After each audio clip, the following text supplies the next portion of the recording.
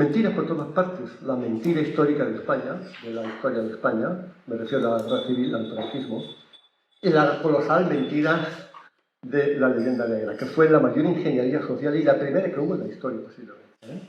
Ingeniería social pura y dura. Mentira colosal. Esta mentira ha sido causada por una serie de factores.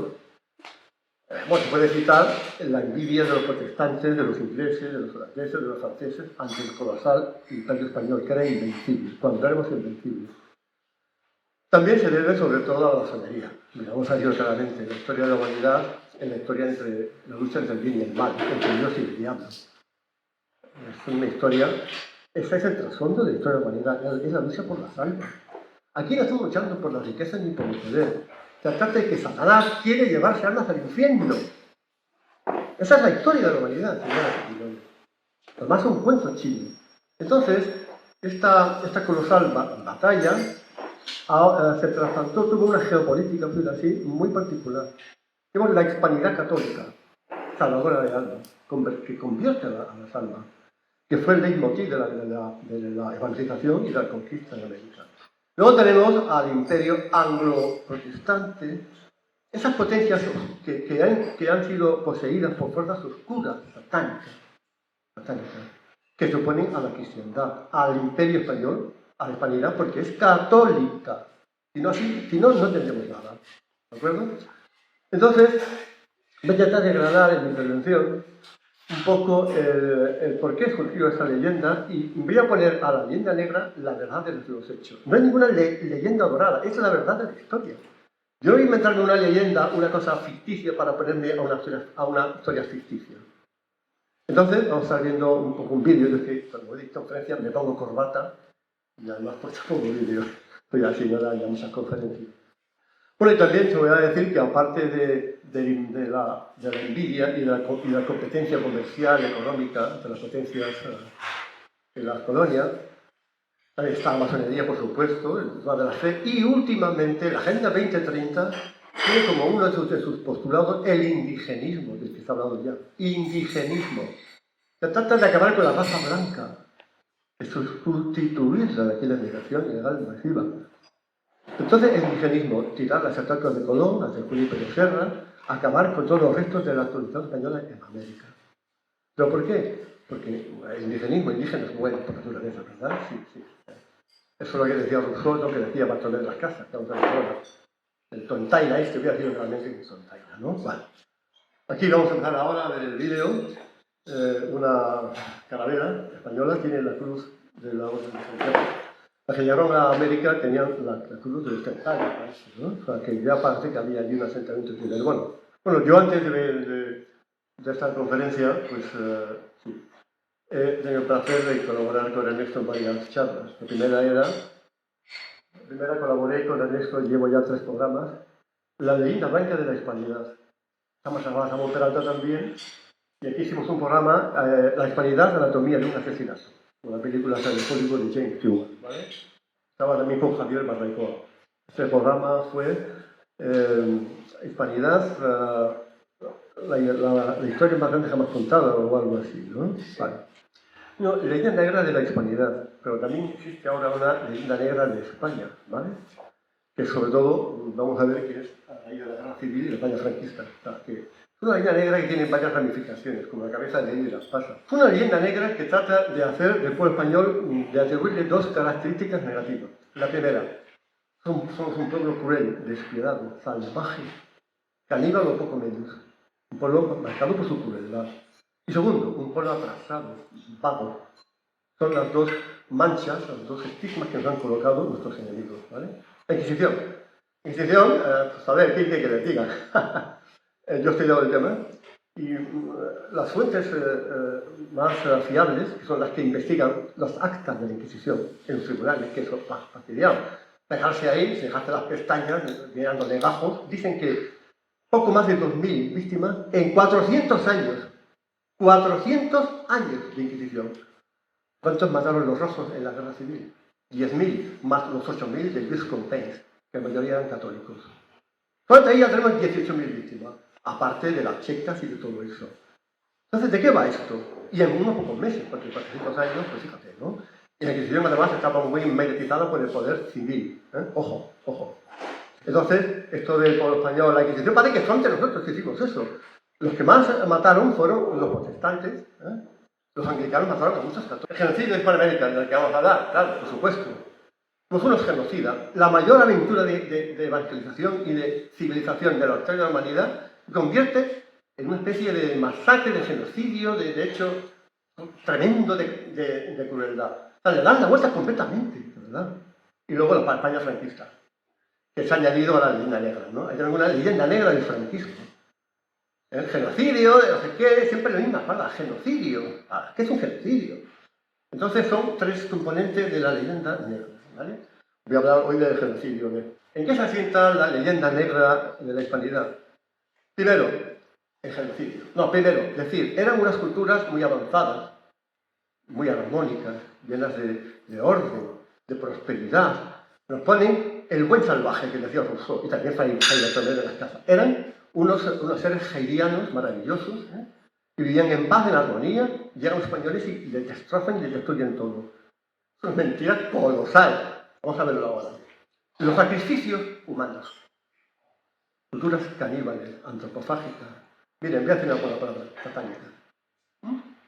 ¿Puedo decirlo ya o no? Porque para mí el satanismo tiene mucho de sacrificios rituales, de personas, de niños sobre todo. Entonces, los aztecas tenían sacrificios humanos y los incas. Mira, voy a leerles una relación de todas las tribus, de todas las culturas precolombinas que tenían sacrificios humanos, que no eran los aztecas. Tenemos los tarascos, los mayas, los zapotecas, los madracingas, los toltecas, totonacas, mochicas, mexicas, teotihuacanos, olmecas, incas, todos. Qué cosas, ¿no? A ver, sacrificios humanos. Realmente se sacrificaban a los prisioneros de guerra. Es más, se hacían las guerras para conseguir víctimas para los sacrificios. Aquí hay una de las claves de la conquista española. Porque los aztecas llevaban a maltraer a los tlaxcaltecas, que eran la cultura más rival de los mexicas, de los aztecas. Era la más rival. ¿Qué hacían los aztecas? Incursiones, hacían guerra a los tlaxcaltecas para coger víctimas. Pero no para conseguir territorios, sino para conseguir víctimas. Los tlaxcaltecas estaban hasta las narices de los aztecas. Estaban acogotados. Porque veían que en el momento venían los aztecas, los cogían, hacían racias y los sacrificaban. O los esclavizaban. Entonces, claro, llegan los españoles, que encuentran eso y dicen estos tíos, ¡oh, maravilloso! Tenemos a quien nos apoye a echar a esta gentuza, a acabar con esta situación de opresión, de tortura. ¿Vale? Luego, ¿ven? A los niños los sacrificaban. ¿Por qué? Sobre todo para el dios de la lluvia. Decían que las lágrimas de los niños favorecían la lluvia. Las mujeres también caían, por supuesto. También cuando un cacique, la palabra cacique de indígena, tenía esclavos, también los esclavos eran sacrificados. ¿Cómo se les sacrificaba? Les ponían, vamos a ver ahora, con una piedra, con un cuchillo de obsidiana, les arrancaban el corazón, en vivo. Con el corazón le ponían una vasija, lo quemaban, lo hacían a sus dioses. ¿Vale? Y después les cortaban la cabeza, generalmente, los desmembraban, los tiraban por las escaleras de las pirámides. Aquí los hemos visto. Fray Bartolomé de las Casas. Fray Bartolomé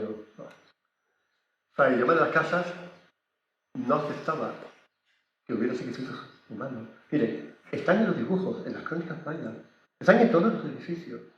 Los conquistadores españoles, los cronistas, vieron eso. Pizarro y Cortés vieron eso, lo vieron. Hay testimonios arqueológicos que se han descubierto como esto. Entonces, mire, les leo lo que dice el Fray Bartolomé de las Casas, el apóstol de los indígenas. Dice lo siguiente. En Historia de las Indias dice: estos de sacrificios, hombres y comerlos, como dice el Gómara, yo creo que no es verdad. Pues si puedes aceptar algo de este tío cuando niega los sacrificios humanos, puedes aceptar algo de este señor, que fue uno de los que más colaboraron a la leyenda negra. Dice: siempre oí en aquel reino de Yucatán que ni hubo sacrificios de hombre, ni se supo qué cosa era comer carne humana. Se lo comían. Vamos a ver ahora un testimonio. Y decirlo Gómara, como ni lo vio, ni lo oyó, sino de boca de Cortés, su amo, y que le daba de comer, tiene poca autoridad. cómo sea en su favor y en excusa de sus maldades, sino que esto es el lenguaje de los españoles y los que escriben sus horribles hazañas. Los sacrificios y posterior canibalismo rituales se iniciaron en Mesoamérica hace 2500 años, con los olmecas, incluso antes. Se constata que ya en 1200 a.C. los olmecas hacían sacrificios. El conquistador anónimo dice que los prisioneros de guerra a quienes los mexicas no canibalizaban, los esclavizaban. Bernal Díaz del Castillo dice que el Tlatoani mismo compartía el canibalismo de su época. Oí decir que le solían guisar carnes de muchachos de poca edad para Moctezuma, el emperador azteca. En esa misma página se lee que nuestro capitán le arrepintió el sacrificio de comer carne humana, que desde entonces mandó que no le guisasen tal manjar. En Historia de Tlaxcala era esa cultura que estaba rival de los aztecas, Diego Muñoz escribió: ansí había carnicerías públicas de carne humana, como si fueran de vaca y carnero como en día de hoy las hay. Vale, aquí se ve que esas civilizaciones no eran, desde luego, maravillosas, armónicas, increíbles, etc. Eso fue lo que los españoles encontraron ahí. Aquí tenemos, en la imagen, el año 1521, Andrés Tapia, acompañante de Hernán Cortés, dio testimonio de una torre de cráneos en Tenochtitlán, que pertenecían a hombres, mujeres y niños, víctimas de los sacrificios humanos en el Imperio Azteca. Este siniestro fenómeno fue descubierto en el año 2017, como prueba material de que eran verídicos los testimonios de los cronistas sobre el genocidio que se practicaba en los imperios precolombinos. Fray Juan de Zumárraga, primer obispo de México, afirmaba en una carta datada en el año 1524 que en todo el imperio azteca se sacrificaban al año más de 72.000 personas, entre ellos 20.000 niños. Para el investigador Mariano Cuevas, que es más de la actualidad, esa cifra estaba en torno a los 100.000 sacrificios anuales. En el primer volumen de su Historia de la Iglesia en México afirma que Andrés Tapia y Gonzalo de Umbría estimaron en 136.000 calaveras los restos de los sacrificios que hallaron en las villas y gradas del Mixcoac. Dicha obra sostiene que el objetivo de la guerra será capturar el número de peadas. Aquí lo tenemos. Eso es un hecho histórico arqueológico demostrado. ¿De qué va Fray Bartolomé de las Casas? ¿De qué va este tío? ¿De qué va? Entonces llegan los españoles y claro, era un número muy inferior. Los españoles, sin Pizarro, bueno, se metieron la empresa del Imperio Azteca Inca, 300 guerreros tendrían por ahí, ¿no? ¿Cómo se puede explicar que 300 soldados, o poco menos, conquisten imperios de millones y millones de personas? El Imperio Inca tendría 5 millones, y la Azteca por más todavía. ¿Cómo se explica eso? Es imposible, ¿verdad? Por una razón muy sencilla. Las tribus, las culturas que había en la América precolombina les ayudaron, pero no se puede decir así. Es que estas culturas precolombinas estaban hasta las narices de ser oprimidas, canibalizadas y esclavizadas, tuvieron el apoyo español. O sea, fueron los mismos indios quienes echaron abajo esos imperios. Estaban hasta el gorro de soportar tanta opresión. Pues claro, viene a decir un investigador de la Universidad de México, en Navarrete, ha dicho que por cada 100.000 indígenas había 1.000 españoles. Los españoles ayudaron un poquito, bueno, sí, tenían armas de fuego, pero lo quitan. Cuando hay un número en contra muy elevado, es imposible que con caballitos y con armaduras y con espaditas se puedan conquistar imperios tan enormes. O sea, que entonces tenemos que los indígenas se aprovecharon de los españoles, dieron su apoyo, su ayuda a gente, a culturas, a pueblos que estaban hartos y que querían tirar abajo ese sistema tan opresivo. Y lo consiguieron. Sino que es imposible de explicar. Está el caso del imperio, bueno, cuando el imperio azteca, dicen que hay gente que dice que incluso por 200.000 soldados indígenas había 1.000 españoles, un cifra muy elevado. ¿Y cuál fue la cultura que más apoyó a Cortés? Tlaxcala, que era el cladero de las víctimas de los sacrificios, de las esclavitudes. Tlaxcala fue sin duda la aliada más duradera y la más influyente de los españoles, ya que de alguna manera hizo posible que el objetivo de Hernán Cortés de someter a los mexicas pudiera hacerse realidad.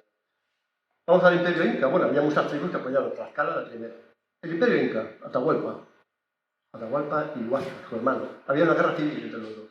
Claro, los españoles aprovecharon de eso, claro. Entonces, cogen a Atahualpa, lo sacrifican, ustedes saben, y entonces Pizarro se aprovecha de la familia de Huáscar. Pero así nombran a Manco Cápac, un descendiente.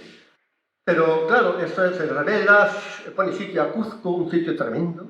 Pero ¿quién apoyó a los españoles frente a la rebelión de Manco Cápac? ¿Quién? Las mismas tribus que estaban allí. No querían someterse a ningún inca. Aquí tengo yo que, vamos a ver, Manco Inca.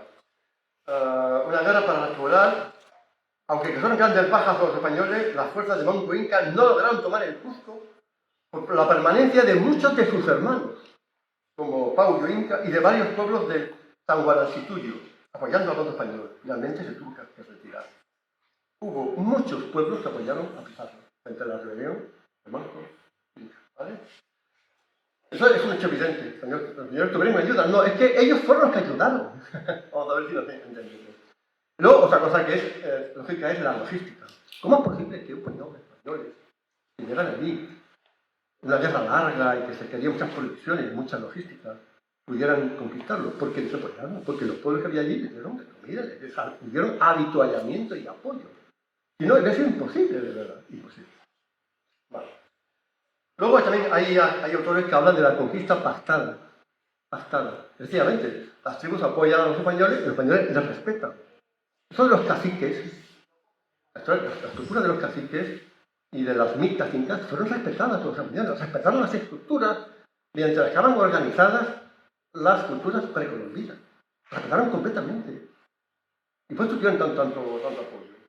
Dice el historiador Esteban Mira Caballos, un libro, El descuento de Europa. Muchos de ellos vinieron a Europa. Eran caciques, eran gente que venía aquí a reclamar unos títulos, unos nobiliarios, unos privilegios, igual que fueran vasallos, es que eran vasallos de la corona española. Dice, la conquista y la colonización de América hay que verlas desde otro punto de vista. Fue un proceso pactado donde la corona española mantuvo todas las estructuras de poder indígena. Cuidado la mitad que vamos a hablar ahora. Entonces, no fueron un puñado, hubo miles de indígenas que vinieron aquí a España.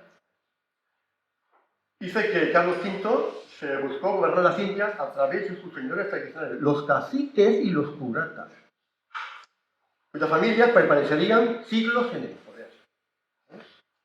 Dice, Alonso de Zorita dice que tras la caída de Tenochtitlán, el único que perdió su reino fue Moctezuma. Todos los demás, toques y caciques de la Nueva España, conservaron sus respectivos señoríos. Bueno, y el genocidio, entonces, ¿cómo murió tanta gente? Pues mira, vamos a ver, saben ustedes que fue por las epidemias, ¿no? Las neuronas de sarampión hicieron estragos. Los indios no tenían un sistema inmunitario adaptado a las enfermedades de los europeos, no tenían esas defensas. Calcula que entre un 75 y un 85% y un 95% de las víctimas murieron por las plagas. Esto no ocurrió entre los ingleses y entre los franceses, evidentemente, es lo mismo. Pero vamos a ver una cosa, vamos a ver, vale, también murió gente en la conquista, ¿de acuerdo? Pero ¿quién intervino en la conquista? Si había 100.000 indígenas por cada 1.000 españoles, ¿quién mató? ¿Quién es el protagonista de esos supuestos genocidios? Que no lo hubo. Los mismos indígenas, los mismos amerindios. Los mismos. Entonces, ¿en qué quedamos? ¿Quién mató a España realmente? Mata a España, a los españoles, a la gente, y luego hace, vamos a ver, hospitales, universidades y todo eso. ¿De qué va esto? ¿De qué va esto? En fin. Vamos a pasar ahora a las leyes.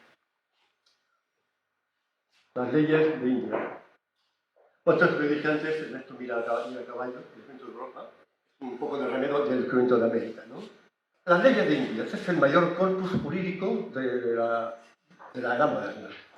¿Quién inventó los derechos humanos, el derecho de gente, etc.? Los españoles, la escuela de Salamanca, que vamos a ver ahora, Francisco de Vitoria. Pero ya Isabel la Católica, Isabel de Castilla, fue la que dio un poco la impronta, la que marcó el camino a la legislación posterior, que tenía dos objetivos fundamentales. Primero, evangelizar. Y segundo, respetar los derechos de los indígenas, protegerlos de los abusos. Esas eran las dos líneas maestras de la ideología isabelina sobre la conquista. Es evangelizar y proteger. Eso no ha hecho ningún imperio, desde luego, ni el inglés, ni el francés, ni el holandés. Eso, ¿vale? Y vamos a ver ahora palabras de Isabel la Católica hablando de los derechos de los indígenas. Año 1493, recién descubierta América. Primeramente, las cosas del servicio de Dios. Comienza con la Santa Fe Católica. Y sus almas se salven. Aquí está la clave, ¿no? Sin hacerles fuerza alguna, ¿eh? Sean bien tratados. Puedan andar con seguridad por toda la tierra, respetar sus derechos territoriales. No se les roben ni se les haga ningún otro mal. Si los caciques, o sea, un abuso, que deban saber. España nombró visitadores en América, para ver que se cumplía la normativa. Eran los visitadores que iban a América a ver que se cumplía la ordenanza. Y también en España estaban los procuradores. Iban indígenas allí a protestar o a contar alguna reclamación, los procuradores procuraban, o sea, defendían a los indios. Esto es muy importante. Tributos convenidos. En España los tributos no se convenían con el pueblo español. Sin embargo, en América sí. Pactaban con la gente los tributos que se iban a poner. Eso es un privilegio, de verdad. 1501. Fíjense que pronto empieza esto. Instituciones de Granada. Es un poco es la proto-legislación de las leyes. Bueno, y ahora vienen cuatro personas, cuatro tratadistas, cuatro intelectuales, que fueron los que un poco organizaron el corpus jurídico, que es el gran orgullo de la hispanidad. Las leyes civiles. Impresionante, ¿verdad? Españoles creamos en derecho internacional. Los derechos humanos se ven a nosotros. Y fueron allí en América donde se ensayaron, donde se practicaron, por primera vez en la historia. Y nos tratan de genocida, de crueles, de asesinos, de barras. Impresionante. Mentira como esta, más grande no la hay. Bueno, aquí tenemos a Fray Ginés de Sepúlveda. Había varias tendencias en cuanto a cómo legalizar. Es que había una obsesión en España por legalizar. Porque claro, una nación católica, que si la esclavitud, que si la explotación de los indígenas, que si no sé qué, crean conflictos de conciencia, cosa que se ve en otros imperios. Entonces, los reyes, Isabel, Fernando, Carlos I, se rodearon de teólogos y juristas que les ayudaran a crear un corpus teológico y jurídico que justificara, que ayudara a la colonización, a la civilización de América. Y solo que a base de respeto a los indígenas, por supuesto que sí, ¿no?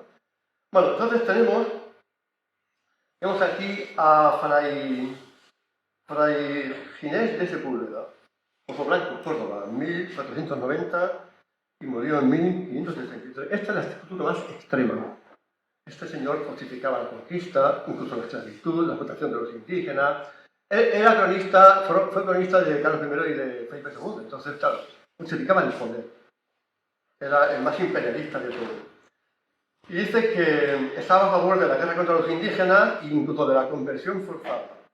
Defensor del derecho de la conquista, de colonización y incluso de la esclavitud vecinal en casos extremos. Pero aún así no era tampoco tan inhumano, porque decía que se debía guardar amor y calidad cristiana con los esclavos.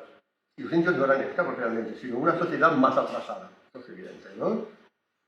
Susceptible de tutela. Y también decía, justificaba esto, para evitar sacrificios humanos, antropofagia y otras costumbres bárbaras. Cuando encontraron en la barbarie de estos sacrificios humanos un argumento para justificar su dominio. La Junta de Valladolid, famosa año 1550, como Carlos I, para un poco rodearse de un corpus teológico y jurídico para un poco tener un argumento para justificar eso, ¿no? Y allí se produjo un enfrentamiento tremendo entre Sepúlveda y Fray Bartolomé de las Casas. Fray Francisco de Vitoria ya había fallecido. Vamos a verlo ahora. Y Carlos V mandó suspender todas las guerras hasta que la cuestión ideológica no se resolviera. Fray Bartolomé de las Casas. Este señor fue a América y tuvo una encomienda, que lo ofreció a ella, y se hizo allí dominico. Falleció en 1546. Las Casas consideraba injusto y tiránico todo el comportamiento español en las Indias. Claro, si los indios eran muy buena gente y no hacían sacrificios, eran gente de paz, ¿por qué vas a ir a molestarles, no? ¿Vale? Llegó a defender la comunidad de propiedades, que a un comunista ya. Sí, eso es lo que defendía. Y era un poco un utópico socialista en aquellos tiempos ya, ¿no? Las casas parte de que los indios tienen racionalidad suficiente como humanos para gobernarse a sí mismos y que su sociedad tiene un grado de civilización aceptable. ¿Vale? Por eso la gente estaba deseando librarse de su yugo. Los indios, fíjense, vivían según las casas en un clima y naturaleza envidiable, en condiciones benignas, con sociedades maduras, lo cual producía su nobleza, templanza, mansedumbre y una capacidad racional más que suficiente. Las casas es uno de los defensores del mito del buen salvaje. Luego, buscarán la ilustración, son Tarzán de los monos, ¿verdad? Tarzán de los monos. Los viajes de Gulliver, ¿verdad? No tenemos a Francisco, bueno, la postura de Fray Bartolomé de las Casas es una postura moralista frente a la postura tecnicista de Ginés del Búlveda. Francisco de Vitoria, es el personaje clave, Francisco de Vitoria, que es de aquí, fíjate, tiene una estatua que está en condiciones lamentables. Hice un programa con Ernesto para denunciar el abandono que se tiene a Francisco de Vitoria. El personaje conocido en todo el mundo, tiene alguna sala en la ONU. Está abandonado aquí, ¿por qué? Porque era católico y español. Bueno, falleció en 1546, fue el fundador de la Escuela de Salamanca. Destacado por sus ideas sobre el derecho internacional y la economía moral. Vitoria da entrada a los motivos éticos. Esta es quizá la imagen más real de Francisco de Vitoria. Tiene muchos visos de ser el aspecto auténtico de este teólogo. ¿Vale?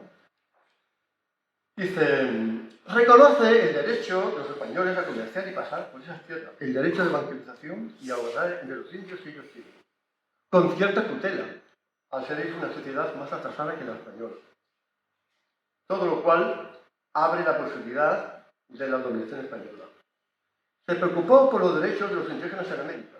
En su reelección de Indies recoge lo que llaman los justos títulos. Los reyes españoles estaban obsesionados con los justos títulos que les permitieran tener la conciencia limpia a la hora de la conquista y colonización de América, ¿no? En ello afirma que los indios no son seres inferiores, sino que poseen los mismos derechos que cualquier ser humano. Y son dueños de sus tierras civiles. ¿Vale? Ese fue el inicio del derecho de la gente. Y luego en las Cortes sus posturas fueron escuchadas junto con las de Fray Bartolomé de las Casas. Luego vino la Junta de Valladolid y todo eso, los justos títulos. Vitoria no aceptaba que la religión justificase la guerra por el hecho de que los oponentes fueran no creyentes o porque rechazasen la conversión. No se puede forzar las creencias, es un acto de libre albedrío y eso no tiene Dios. Vitoria no solo se paró de la religión en forma de la justicia y la moralidad, sino que plantó los cimientos de la ley internacional, las convenciones de la Haya, de Ginebra y todo eso. Dice Vitoria, hace ver que la guerra no puede servir para aumentar la gloria del gobernante. No sé. Afirma el derecho de los indígenas a quienes atribuye la propiedad de los territorios por ser sus ocupantes originarios. La ocupación solo será legítima, indica, si se hace en defensa de los inocentes. Civilizaciones que canibalizaban, esclavizaban, torturaban, expoliaban a otras, para impedir los sacrificios humanos o el canibalismo y para evitar la esclavitud, que le hacían los pueblos colombianos en la esclavitud. ¿Vale?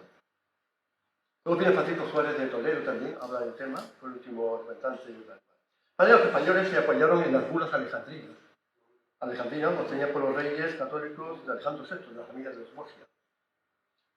Dice que la naturaleza religiosa de la codificación de este dominio está basada en la necesidad de evangelización. La legislación de Indias fue lo siguiente. Primero, la Real Cédula de Iglesia Católica del año 93, Reprevisión del 1500, Instrucciones de Granada, Leyes de Burgos 1512. Aquí se empieza a compilar la legislación de las Indias, aquí. Burgos 1512. Allá se dice que nada de esclavitud, respetar a los indígenas, la evangelización, todo lo que se hizo en la católica se recoge aquí. Luego vinieron las leyes nuevas, 1542, de Carlos I. Entonces aquí ya se recoge, se amplía en la ley de Burgos y se añaden más cosas. Y siempre en la misma línea. proteger a los indígenas de los abusos, reconocer sus derechos. Y luego hicieron una serie de recopilaciones de este cuerpo jurídico en las famosas leyes de India. Que digo, fue una recopilación de todo lo anterior. 1681, 1656, el nacional Carlos II, y las últimas se hizo en el año 1889, 10 años antes del desastre de Cuba. Fíjense que hasta ahí se recogen excepciones, claro, había que adaptarlas a las sociedades cambiantes, ¿no? Ahí, aparte del cuerpo jurídico, es una maravilla, una joya del patrimonio de la humanidad, están las universidades y los hospitales que fundaron en América, los españoles. Cosa única. Aquí tienen ustedes todas las universidades que fundaron. Ya Isabel la Católica decía eso, que eran escuelas y hospitales. Isabel la Católica, en su lecho de muerte lo decía. Dice que había que tener hospitales para atender a los pobres, tanto a indígenas como a españoles, que no haya racismo. Y dice, se fundaron 27 universidades a lo largo de las 3 Américas, en 3 siglos. 5 en Perú, 4 en Chile, 3 en México y en El Salvador, 2 en la República Dominicana, en Colombia y en Venezuela, 1 en Argentina, en Bolivia, en Guatemala, en Cuba y en Nicaragua. La primera universidad de América se fundó en Santo Domingo. Dice, en el año 1533 se fundó el Colegio Santa Cruz en Tlatelolco, en Nueva España. Y luego ahí se respetaban las lenguas indígenas. Felipe II creó cátedras de lenguas indígenas, sobre todo en náhuatl, azteca y quechua, en las universidades. Y se imprimieron libros en esas lenguas. Sí, a mediados del siglo XVI. Aunque la corona recomendó educar a los indios en español para facilitar el entendimiento, porque hablaban muchas lenguas distintas, la labor misionera y educativa de España en América se tradujo en la conservación de las lenguas precolombinas. Me acaban de contar una persona un paraguayo que estaba hablando por ahí, no sé qué, y estaba hablando en guaraní. Y decía, ¿qué dice tu tío? Ahora, hablando en guaraní, en paraguayo. La primera imprenta de América Española se instaló en México en 1535 y se imprimieron obras. Dice, eran muy parecidos a lo de la Edad Media. La ciencia española del siglo XVI era de las más avanzadas. Para López Piñero, la organización sanitaria colonial en Hispanoamérica fue una de las primeras preocupaciones, a la vez que una de las más originales de la época. Y ya el título, el primer libro, primer título, primera ley y primer folio de las leyes de India habla de la obligación de construir hospitales. Así empiezan las leyes de India.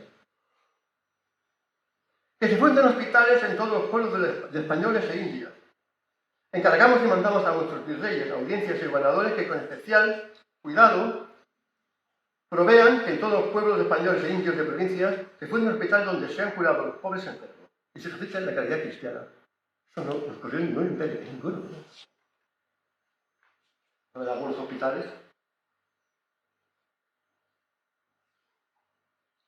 Y vamos a dar la vuelta a la tortilla. Bueno, vamos ahora a pasarle la bola de la leyenda negra a otros imperios, hospitales. Bueno, hemos visto ya que la leyenda negra no tiene nada de negra, sino es dorada y todo lo contrario. Pero ahora vamos a coger esas mentiras y vamos a transformarlas y vamos a pasarles la bola, un boomerang, a quienes nos atribuyeron ese estigma de que somos crueles, insensatos, vagos, atrasados. ¿Qué les parece si damos un poco una revista muy someramente a cómo los anglo-protestantes colonizaron América del Norte? Se van a quedar estupefactos. De las 3.796.000 millas cuadradas que ocupan en Estados Unidos, las reservas indias, que meten a los indios en reservas, como si fueran unos pocos, unos guetos, ¿vale? En España eso no se hizo nunca, jamás se hizo las reservas. Meter a los propietarios legítimos de las tierras en una especie de cárcel, unos territorios acotados, y allí dice que las reservas indias constituyen el 1,3% del área total. En Estados Unidos viven más de 570 tribus nativas americanas. La mitad están asociadas con reservas indias. La grande es la de los navajos, no los dominicanos. Dice, según un censo de 2020, Hay aproximadamente 9,7 millones de nativos, cerca del 2,9% de la población total. Pero si nos fijamos en los nativos puros, íntegros, solo es el 1,1%. Vamos a ver luego el porcentaje en América Española. Bueno, yo me acuerdo del Buffalo Bill. Bueno, el Buffalo Bill, ¿no? Que mataban los búfalos. En América del Norte había búfalos, tremendo, ¿no? Al final, ahora han estado en peligro de extinción los búfalos. Ahora hay una reserva para búfalos, ¿vale? Buffalo Bill. Lo han puesto en las películas como un héroe, ¿vale? ¿Sabes por qué mataban a los búfalos? El Buffalo Bill este. ¿Sabes por qué? Para matar de hambre los indios. Los indios vivían de la ganadería entre el búfalo. Matar de hambre. Y lo ponían como un héroe. Buffalo Bill. Dios mío, los blancos anglosajones diezmaron sin piedad a las tribus nativas. Hasta el punto, bueno, por ejemplo, solamente quedan unos 96.000 apaches. 96.000 apaches. 18.000 cheyennes. 19.000 comanches. 80.000 iroqueses. ¿Para qué sirve? ¿No? Es decir, que dan para películas del oeste y poco más, ¿no? O ya ni siquiera se hacen. Dicen ustedes que los mismos yanquis, los mismos anglosajones, hablan de genocidio. Voy a leer unos cuantos investigadores. Este es el más tremendo de todos. Rafael Lemkin acuñó el término de genocidio, consideró el desplazamiento colonial de los nativos americanos por colonos ingleses y más tarde británicos como un ejemplo histórico de genocidio. Dicen ellos, ¿eh? Los historiadores han debatido durante mucho tiempo sobre la población precolombina de las Américas. En el año 2023, el historiador Ned Blackwell sugirió que la población de América del Norte se había reducido a la mitad entre el año 1892 y 1776, de los 8 millones a 4 millones. En el año 1890 había solamente 250.000 indios nativos en Estados Unidos. Bueno, esa es superada. Esta vecina es esta. Dice, el historiador Jeffrey Osler enfatiza la importancia de considerar las guerras indias, campañas del ejército estadounidense para someter a las naciones nativas americanas como genocidio. Una cosa que yo hablaba ayer con Rafa Pal. ¿Ustedes saben de alguna batalla entre españoles e indios? ¿Comanches, apaches? No, ¿verdad? Los yanquis sí, pero los españoles nunca hicieron ninguna batalla contra los indios. Nunca, ninguna. Es más, cuando llegan los yanquis, los anglosajones, y empiezan su campaña hacia el oeste, los indios hablaban español mucho. Y eran cristianos. Jerónimo hablaba español perfecto. Y eran cristianos. Toro sentado, igual. ¿Cómo acabó Toro sentado? Con Buffalo Bill haciendo espectáculos por ahí, como si fuera una estación de circo. ¿Y cómo consiguieron los españoles evangelizar y darle su lengua a los indios? ¿Con las armas? No. Sin embargo, somos nosotros los crueles y los sanguinarios. ¿De qué va esto? Dice el historiador Gary Clayton Anderson sostiene, por su parte, que el genocidio no caracteriza con precisión ninguna aspecto de la historia estadounidense, sugiriendo, en cambio, que limpieza étnica, ese término más apropiado, limpieza étnica, vamos a ver. ¿Se puede acusar a los españoles de limpieza étnica? No, tampoco de eso. Thomas Jefferson fue abrumadoramente negativo en sus caracterizaciones y buscaba contrarrestar el tropo del noble algoritmo. Llegó incluso a escribir el constitucionalista, sí, la americana, Thomas Jefferson, el director de derechos humanos, decía que el noble hombre rojo era nada más que un pobre vagabundo sucio, desnudo y escorbútico, a quien exterminar era una caridad. Fíjense, para los insectos y reptiles más dignos del creador, a los que oprime. Es fuerte, ¿verdad? Esto más que negro, esto ya es satánico. Satánico. Siglo XIX, en el año 1845, la revista Democratic escribió, en el número de julio y agosto, lo siguiente. Este tío fue el que creó la doctrina del destino manifiesto. No solo pierdan lo que es el destino manifiesto. El cumplimiento de nuestro destino manifiesto es extendernos por todo el continente, que nos ha sido asignado por la providencia. Un mandato divino. Estados Unidos se extiende hacia el oeste y arrasa con todo lo que encuentra a su paso, ¿verdad? para el desarrollo del gran experimento de libertad y autogobierno. Es un derecho como el que tiene un árbol de obtener el aire y la tierra necesarios para el desarrollo pleno de sus capacidades y el crecimiento que tiene como destino. El destino americano es sojuzgar, mandar, dominar, explotar y explotar y matar, ¿verdad? Su fundamento consiste en considerar a este país como una nación elegida.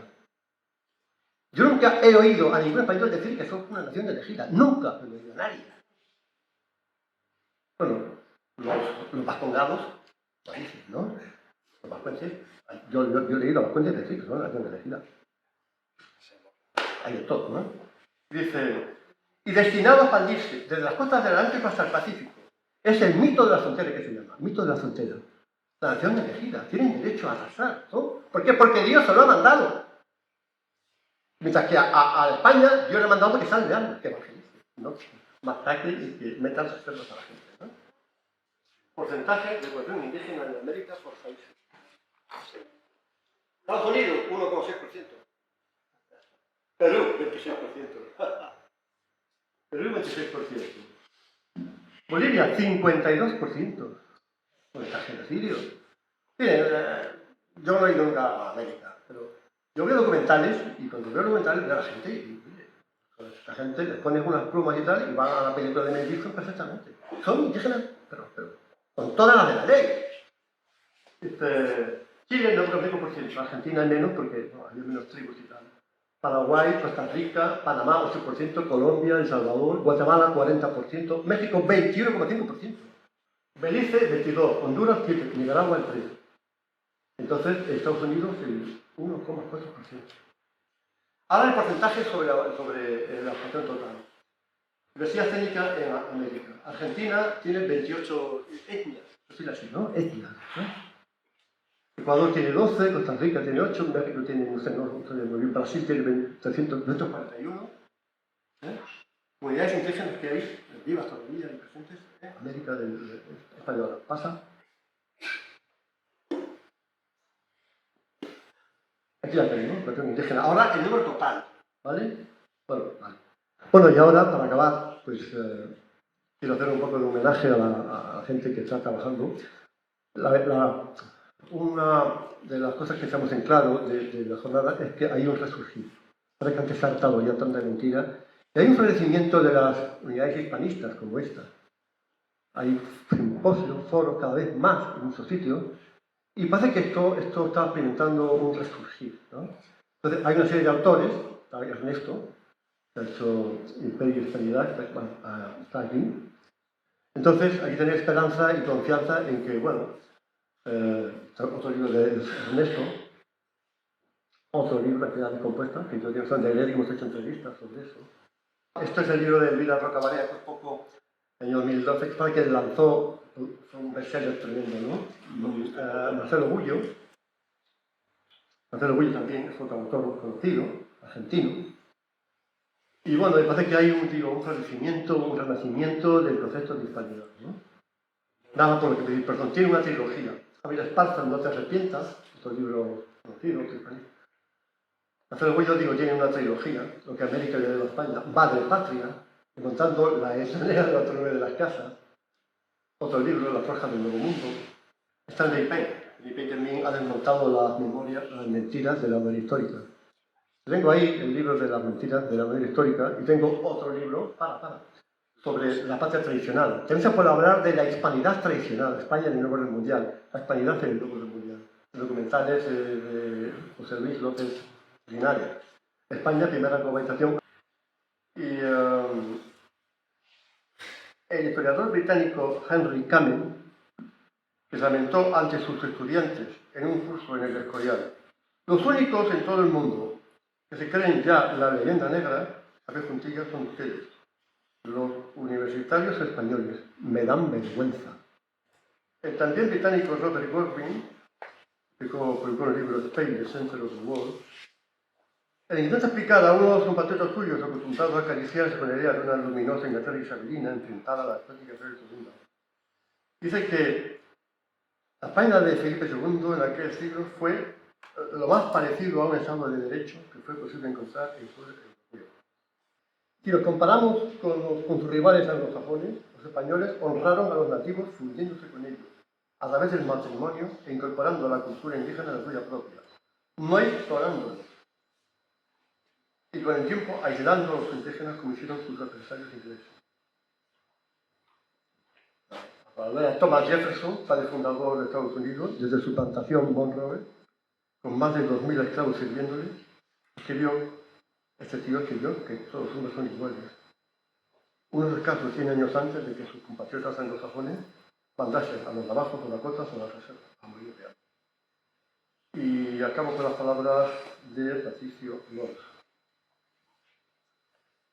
que llama a recuperar el sentido de la hispanidad como una necesidad, especialmente ante la apostasía generalizada en Occidente. Y como Dios no abandona a su obra ni a su iglesia, creo que vamos camino a recuperar lo que debemos ser, por lo menos el remanente necesario. No son pocos los que se preguntan por la viabilidad de la hispanidad en el mundo actual, incluso sentido.